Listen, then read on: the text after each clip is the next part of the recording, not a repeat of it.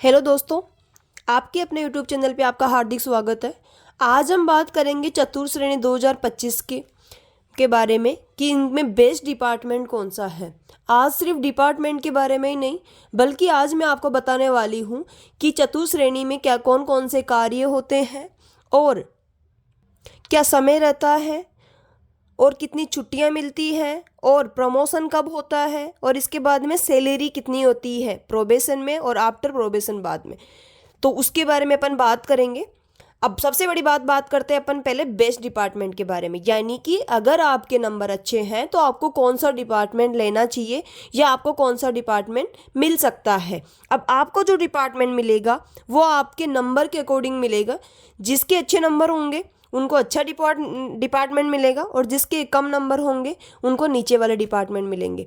तो आज हम बात करेंगे किस में कौन से डिपार्टमेंट में ज़्यादा पावर होता है या आपको कौन सा डिपार्टमेंट मिले तो आपको ज़्यादा फायदा होगा। देखना, 3 तरह के अपने डिपार्टमेंट है। पहला है शासन सचिवालय, इसी में दूसरा है आरपीएससी और तीसरा है अधीनस्थ विभाग। अब सबसे पहले अपन बात करते हैं शासन सचिवालय के बारे में। अगर आपको शासन सचिवालय मिलता है तो इसमें सबसे बड़ा फ़ायदा ये है कि आपको लाइफ टाइम तक जयपुर में रहना होगा, यानी कि आप जयपुर में आराम से रह सकते हो। सबसे बड़ा फ़ायदा तो ये है। दूसरी बात ये है कि शासन सचिवालय में कौन कौन से व्यक्ति बैठते हैं या कौन कौन से ऑफिसर बैठते हैं। मुख्य सचिव बैठते हैं, एक तो माननीय मंत्री जी भी यहीं बैठते हैं। राजस्थान के सबसे टॉप ऑफिसर होते हैं वो बैठते हैं शासन सचिवालय में, सेक्रेटरीट में। तभी तो सभी कहते हैं कि हमें सेक्रेटरीट मिल जाएगा क्या, सचिवालय मिल जाएगा क्या, तो उसका रीज़न यही है।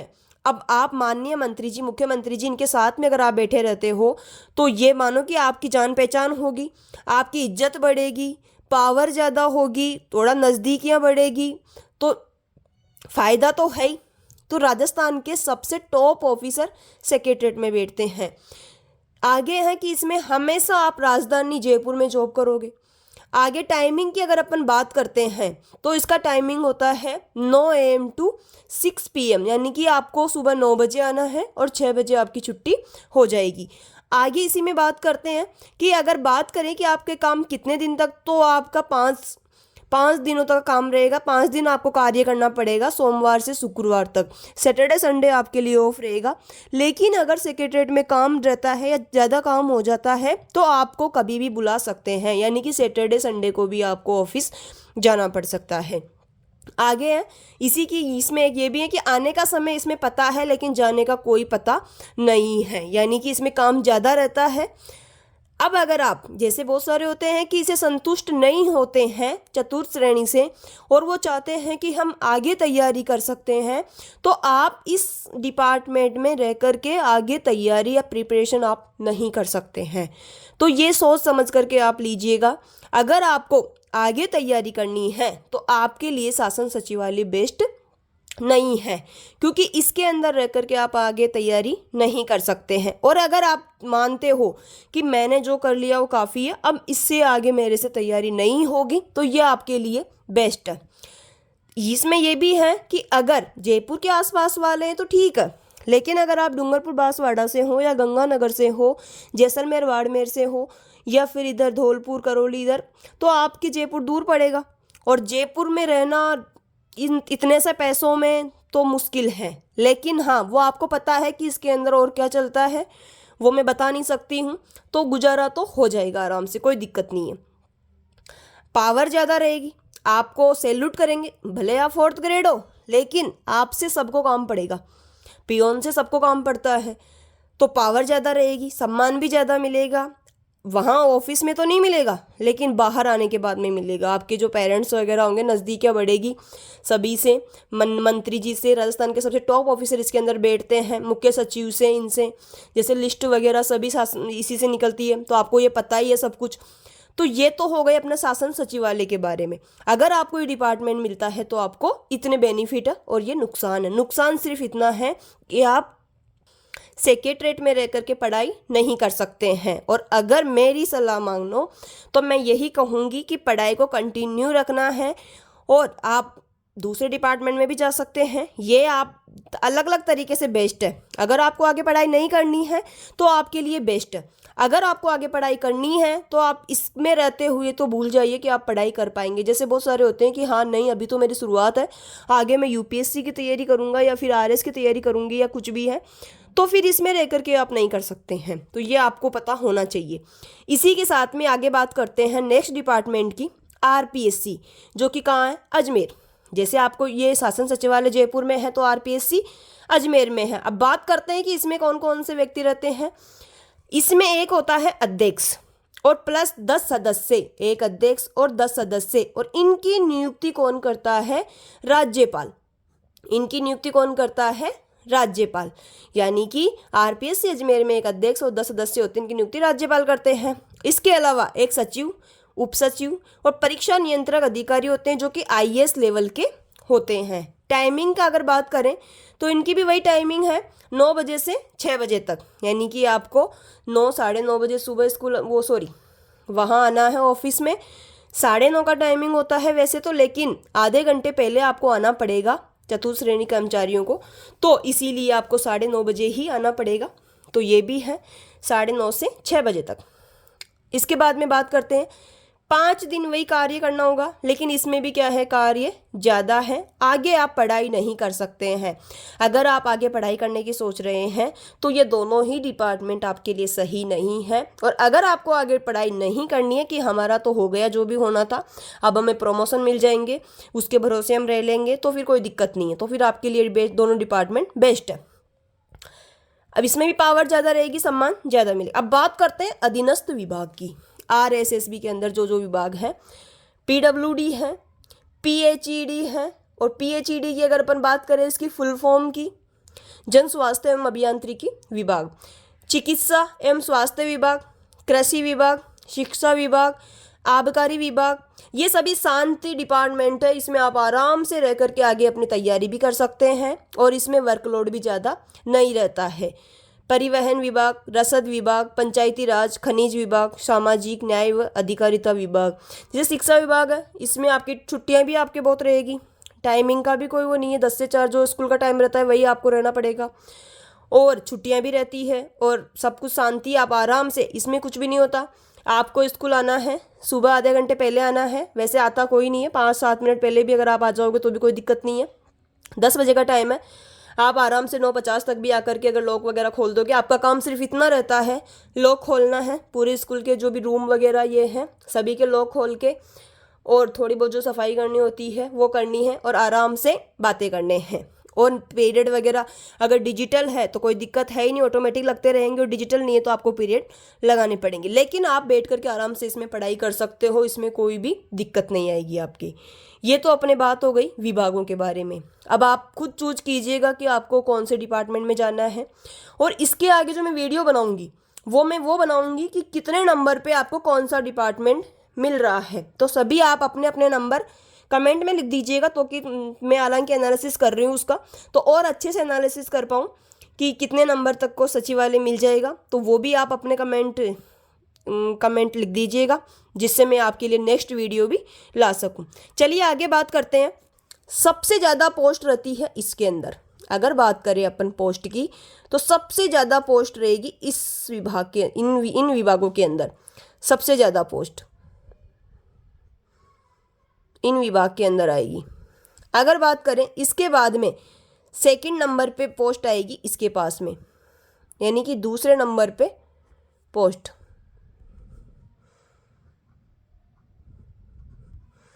और तीसरे नंबर में आएगी सबसे कम पोस्ट अगर कहा जाए तो वो इसके अंदर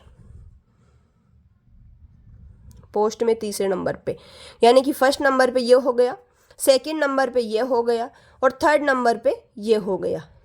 ये इनके पोस्ट का वो रहेगा, डिस्ट्रीब्यूट जो होगा वो इसके अकॉर्डिंग रहेंगे, क्योंकि इसके अंदर इतने सारे विभाग है, सबसे ज़्यादा पोस्ट इसी के अंदर आएगी। और मैंने बताया है कि इसमें और इसमें आप पढ़ाई नहीं कर सकते हो, लेकिन ये विभाग अगर आपको मिलते हैं तो आप आगे जो अपनी पढ़ाई करना चाहते हैं वो भी इसके अंदर आराम से कर सकते हैं। इसमें आपका कोई काम नहीं रहता है इतना, आप आराम से अपनी तैयारी जो चाहो आप आराम से बन सकते हैं। चलिए आगे बात करते हैं चतुर्थ श्रेणी की कार्य योजना। सबसे पहले बात करते हैं अपन समय पर। अगर आपको आरपीएससी या सचिवालय मिलता है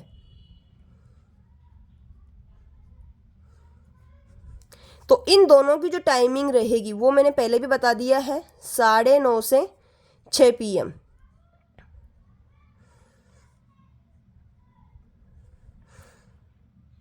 यानी कि 9:30 से 6 PM, उसमें आधा घंटा आपको पहले भी आना है तो 9 बजे भी आप कर सकते हो। लेकिन अधीनस्थ जो विभाग है,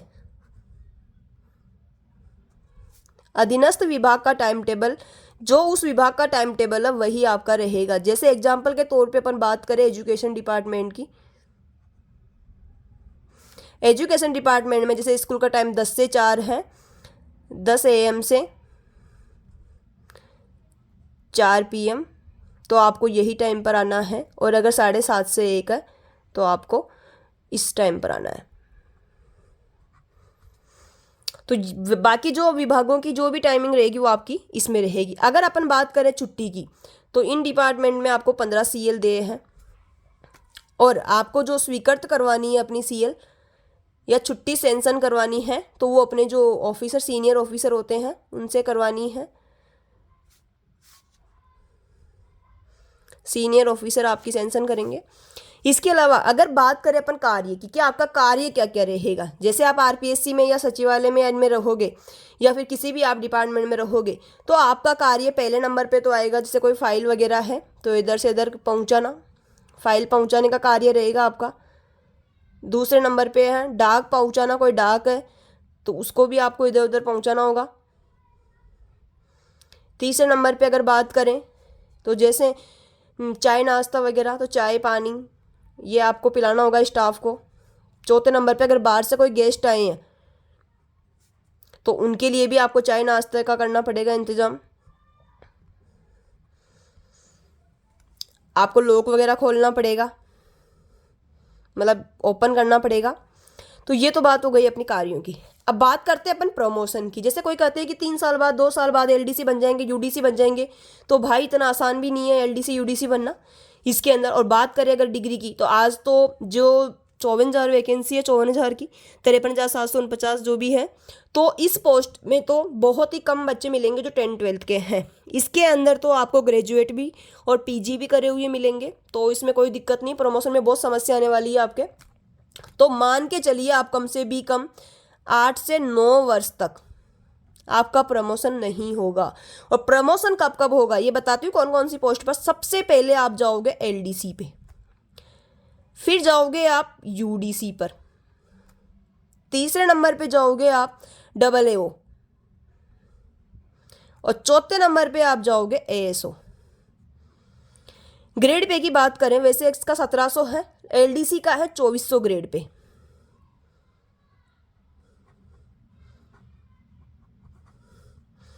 UDC की बात करें तो UDC का ग्रेड पे है 2800।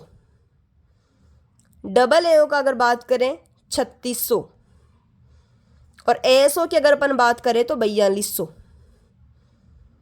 लेकिन मैं कह रही हूँ आप बड़ी मुश्किल से LDC UDC तक यहाँ तक ही रह पाओगे। यहाँ भी बहुत ही कम बंदे होंगे जिनकी अच्छी रैंक होगी, वही यहाँ पर आ पाएंगे।